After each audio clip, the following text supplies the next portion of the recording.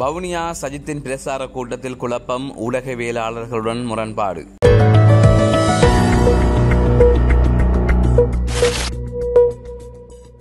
வவுனியாவில் நேற்றைய தினம் ஜனாதிபதி வேட்பாளர் சஜித் பிரேமதாசவின் பிரச்சார கூட்டம் இடம்பெற்றது.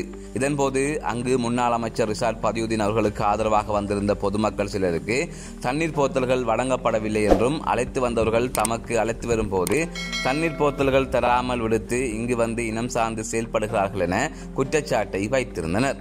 இதேவேளை குறித்த முரண்பாட்டை காணொலியாக்கிக் கொண்டிருந்த ஊடகவியலாளர்களை அதனை எடுக்க வேண்டாம் என்று சிலர் தடுத்திருந்ததுடன், கடந்த சில தினங்களுக்கு முன்னர் முன்னாள் அமைச்சர் ரிஷாட் பதியுதீன் தொடர்பாக பிரசுரிக்கப்பட்ட செய்தியை உதாரணம் காட்டி குறித்த செய்தியை ஏன் பிரசுரித்தீர்கள் என்றும் கேள்வி எழுப்பி ஊடகவியலாளர்களுடன் முரண்பாட்டில் ஈடுபட்டனர்.